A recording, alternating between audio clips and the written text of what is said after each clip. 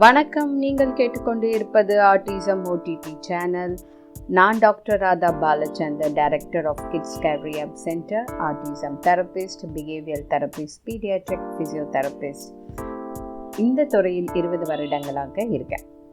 இந்த autism OTT சேனலில் autism, கற்றல் குறைபாடு, கவன சிதறுதலை பற்றி, குழந்தைங்களுக்கு ஏற்படக்கூடிய குறைபாடுகளை பற்றி விரிவாக தெரிஞ்சுக்கலாம். இன்னைக்கு நாம் ஆட்டிசத்தினுடைய காரணங்கள், காசஸ் ஆஃப் ஆட்டிசம், அதை பற்றி தெரிஞ்சுக்கலாம். முதல்ல ஏன் நம்ம இதை பற்றி தெரிஞ்சுக்கணும் அப்படின்னா, என்கிட்ட வர எல்லா பெற்றோர்களும் ஏன் எங்கள் குழந்தைக்கு ஆட்டிசம் வருது, எதனால் வருது அப்படிங்கிற காரணங்கள், காசஸ் அப்படிங்கிறத கேட்குறாங்க. அதை பற்றி தெரிஞ்சுக்கவும் நினைக்கிறாங்க. நம்ம முதல்ல அதை பற்றி தெரிஞ்சுக்கிறதுக்கு முன்னாடி பரவலாகவே ஒரு இது இருக்குது. ஒரு குழந்தை ஒரு பொது இடத்துல தேவையில்லாமல் திடீர்னு கத்துறது, திடீர்னு சிரிக்கிறது, அதாவது அன்வான்ட் லாஃபிங், அதாவது கிக்லிங். சிரிக்க ஆரம்பித்தாங்கன்னா சிரிச்சுக்கிட்டே இருக்கிறது, கத்த ஆரம்பித்தாங்கன்னா கத்திக்கிட்டே இருக்குது, தன்னைத்தானே அடிக்க ஆரம்பித்தாங்கன்னா அடிச்சுக்கிட்டே இருக்கு.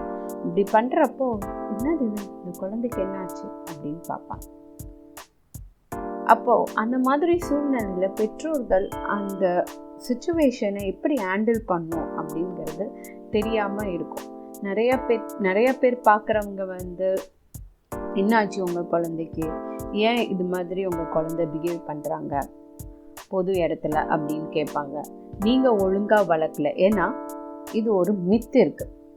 என்ன மித்து அப்படின்னா, குழந்தைய ஒழுங்காக வளர்க்காததுனால தான் ஆட்டிசம் வந்துருச்சோ அப்படின்னு நிறைய பெற்றோர்கள், அதாவது பொது இடத்துல இப்படி தான் குழந்தைங்க நடந்துக்கணும் அப்படின்னு இல்லாமல், இந்த குழந்தை ஒரு பெரிய இடம் பார்த்தாங்கன்னா ஆட்டிசம் குழந்தைங்க ஓட ஆரம்பிச்சிருக்காங்க. அது மாதிரி இருக்கும். ஸோ இந்த நிகழ்ச்சி நீங்கள் கேட்டுக்கொண்டு இருக்கும் பொழுது நீங்கள் ஒரு விஷயம் புரிஞ்சுக்கோங்க. பொது இடத்துல நீங்கள் ஒரு ஆட்டிசம் குழந்தைங்க பார்க்குறீங்க அப்படின்னா, பெற்றோர்கள்கிட்ட போய் நீங்கள் ஏன் உங்கள் குழந்தைக்கு இந்த மாதிரி பிஹேவ் பண்ணுறாங்க, எதனால், அந்த ரீசன் எல்லாம் கேட்காம அவங்களுக்கு கொஞ்சம் சப்போர்ட்டிவாக இருங்க. ஏன்னா அவங்களுக்கு என்ன பண்ணுறதுன்னு தெரியாது. அதே நேரத்தில் நம்ம குழந்தைங்க ஏதாவது ஒரு தப்பு பண்ணிட்டாங்க, இல்லை அவங்கள நம்ம கவனிக்கணும் அப்படின்னா அதுவே நம்மளுக்கு ஒரு பெரிய டென்ஷன் ஆகிடும். படிக்கல அப்படின்னாவே ஏன் படிக்க மாட்டேங்கிறேன்னு கத்த ஆரம்பிச்சிடும். ஆனால் ஆட்டிசம் குழந்தைங்க அடுத்த நொடி என்ன பண்ணுவாங்கங்கிறது பெற்றோர்களுக்குன்னு தெரியும். அதனால கண் கொத்தி பாம்பு மாதிரி அந்த குழந்தைங்கள பார்த்துக்கிட்டே இருக்கணும். அப்படி பார்த்துக்கிட்டு இருந்தாலும் தேவையில்லாமல் சிரிக்கிறப்ப என்ன பண்ண முடியும் பெற்றோர்கள்? அதனால தான் நீங்கள் ஏதாவது ஒரு இடத்துல ஆட்டிசம் குழந்தைங்க பார்த்தீங்கன்னா பெற்றோர்கள்கிட்ட தயவு செஞ்சு கேட்காதீங்க, ஏன் இப்படி இருக்காங்க, எதனால் இப்படி இருக்காங்க அப்படின்னு கேட்காதீங்க. சப்போர்ட் பண்ணுங்கள், அவங்களுக்கு உறுதுணையாக இருங்க.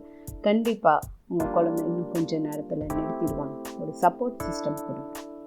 இப்போ நம்ம காரணங்களுக்கு போகலாம். காரணங்கள் அப்படின்னு நம்ம சொல்லும் போது பார்த்திங்கன்னா, நம்ம 2 வகையாக பிரிச்சுக்கலாம். ஒன்று ஜெனட்டிக்ஸ், இன்னொன்று என்விரான்மெண்டல் ஃபேக்டர்ஸ். இப்போது ஜெனட்டிக் அண்ட் என்விரான்மெண்டல் ஃபேக்டர், அதுக்கு முன்னாடி நம்ம ஒரு முக்கியமான விஷயம் தெரிஞ்சுக்கணும். ஒரு குறிப்பிட்ட காரணத்தினால தான் ஆட்டிசம் குறைபாடு இருக்கிறதுங்கிறத கிடையாது. ஒரு குறிப்பிட்ட there is no one cause for autism. அதாவது ஒரு குறிப்பிட்ட இதனால தான் ஆட்டிசம், ஜெனட்டிக்கால தான் இல்லை அப்படிங்கிறது கிடையவே கிடையாது. இன்னும் ஆட்டிசத்தினுடைய காரணங்கள் ஆராய்ச்சியில் நடந்து கொண்டு தான் இருக்கிறது. அதை பெற்றோர்கள் தெரிஞ்சுக்கணும். ஜெனட்டிக் ஆகலையா தான். இன்னும் நிறைய பெற்றோர்கள் நம்ம கிட்ட கேட்பாங்க, இது என்ன, ஏன் இந்த காரணங்கள் எல்லாம் தெரிஞ்சுக்கணும்? இது ஜெனட்டிக்காகவும் இருக்கலாம், இல்லாமலும் இருக்கலாம், என்விரான்மெண்டல் ஃபேக்டராகவும் இருக்கலாம், சுற்றுப்புற சூழலாக கூட இது ஒரு காரணங்களாக இருக்கலாம், எதுவாக வேணாலும் இருக்கலாம். ஆனால் பெற்றோர்கள் தன்னுடைய குழந்தைக்கு ஆட்டிசம்னு கண்டறிந்த பிறகு எவ்வளவு சீக்கிரம் ஏர்லி இன்டர்வென்ஷன் கொடுக்குறாங்க, தெரப்பி கொடுக்குறாங்க, அதுதான் மிக முக்கியம். இதில் இன்னொரு முக்கியமான விஷயம் நான் சொல்லணும்னு ஆசைப்பட்றேன். நிறைய பெற்றோர்கள் முதல்ல அம்மா மட்டும் குழந்தைய கூட்டிகிட்டு வருவாங்க. அப்புறம் அம்மாவுக்கு மட்டும் நம்ம ஓகே உங்கள் குழந்தைக்கு ஆட்டிசம் இருக்குன்னு நம்ம சொன்ன பிறகு அவங்க வீட்டில் போய் சொன்ன பிறகு இதனால் அம்மா அப்பாவுக்கு சில சண்டைகள் இதெல்லாம் வரும். உன்னால தான் என் குழந்தை வந்து ஆட்டிசமாக ஆயிட்டாங்கன்னு இந்த மாதிரி மாமனார் மாமியார் கூட இருக்கிற சொந்தங்கள் நிறையா பேர் அந்த குழந்தையோடைய தாயை ஏதாவது ஒரு சொல்லிகிட்டே இருப்பாங்க.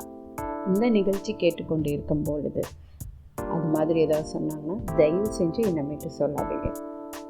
இது தாயால் மட்டும் வரக்கூடிய பிரச்சனை கிடையாது. அதனால் ஒரு குழந்தை ஆட்டிசமாக கண்டறிந்தால் நீங்கள் இதற்கு என்ன ஏர்லி இன்டர்வென்ஷன் கொடுக்கணுங்கிறத மட்டும்தான் யோசிக்கணுமே தவிர இதனால் ஏன்னா நான் நிறையா பெற்றோர்கள் பார்க்குறேன். கிட்டத்தட்ட 20 வருட காலம் நம்ம இந்த துறையில் இருக்கிறதுனால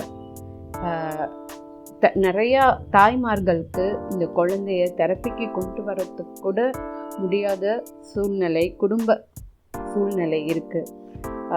அவங்களுக்கு நிறைய தாய்மார்கள் வந்து வீட்டில் யாருக்கும் தெரியாமையும் தெரப்பிக்கு கொண்டு வந்திருக்காங்க. இதனால வந்து பல பிரிவுகள் இருக்குது. நிறைய பேர் டைவர்ஸ் வரைக்கும் கூட போயிருக்காங்க. அதனால குழந்தைக்கு இருக்குன்னா அப்பா அம்மா 2 பேரும் சேர்ந்து சரி இது அம்மா மட்டும் பண்ணக்கூடிய வேலை, அம்மா மட்டும் பார்த்தா போதும் அப்படின்னு நினைக்காம அப்பா அம்மா 2 பேரும் சேர்ந்து செய்ய வேண்டிய ஏர்லி இன்டர்வென்ஷன் தெரப்பி ப்ரோக்ராம், தெரப்பிக்கு கூட்டிகிட்டு போகும்போது அப்பா அம்மா சேர்ந்து வர்றது. அப்படி இல்லை அப்படின்னா அம்மா மட்டும் கூட்டிகிட்டு வரலாம். ஆனால் குழந்தையோடைய முன்னேற்றத்திற்கு பெற்றோர்கள் 2 பேருடைய பங்கு மிக முக்கியமானது. அதனால் இந்த நிகழ்ச்சி நீங்கள் கேட்டுட்டு இருக்கும் போது உங்கள் குழந்தைக்கு ஏதாவது ஆட்டிசத்தினால் பாதிப்பு இருந்ததுன்னா பெற்றோர்கள் 2 பேரும் ஒரு சார்ட் போடுங்க. என்ன பண்ணலாம் குழந்தைக்கு, இன்றைக்கி நம்ம குழந்தைக்கு என்னென்ன பயிற்சிகள் கொடுக்கலாம், நம்ம குழந்தைய எப்படியெல்லாம் கையாளணும், நம்ம குழந்தை திடீர்னு ஏதாவது ஒரு பிஹேவியர் இஷ்யூ பண்ணாங்கன்னா அதை நம்ம எப்படி ஹேண்டில் பண்ணலாம், டேக்கிள் பண்ணலாம் அப்படின்னு பெற்றோர்கள் 2 பேரும் சேர்க்கணும். நான் சில டைம் வந்து அப்பா என்ன சொல்லுவாங்க, நீ ஒழுங்காக பையனை வளர்க்கலை அப்படின்பாங்க. ஸோ இந்த மாதிரியெல்லாம் நாம் எதுவுமே குறை சொல்லாமல் குழந்தையை எப்படி மேன்மைப்படுத்த வேண்டும் என்ற எண்ணம் மட்டும்தான் பெற்றோர்களிடையே இருக்கணும். இப்போ நம்ம காரணத்துக்கு வரலாம். அதாவது நான் ஏற்கனவே சொல்லிட்டேன், இதுதான் முக்கியமான காரணம் அப்படின்னு கிடையாது. அதாவது ஜெனட்டிக்கால தான் அதாவது என்விரான்மெண்டல் சுற்றுப்புற சூழலால் தான் காரணம் அப்படிங்கிறது கிடையாது. இன்னும் இந்த காரணங்களை பற்றியும் ஜெனட்டிக் காரணங்கள் என்னென்ன, சுற்றுப்புற சூழல் என்னென்ன காரணங்கள், ப்ரெக்னன்சி டைமில் என்னென்ன காம்ப்ளிகேஷன்ஸால் ஆட்டிசம் ஏற்படலாம், இதை பற்றி நம்ம அடுத்த நிகழ்ச்சியில் விரிவாக பார்க்கலாம். இந்த நிகழ்ச்சியை நீங்கள் கேட்டுக்கொண்டு இருப்பதற்கு மிக்க நன்றி. வணக்கம்.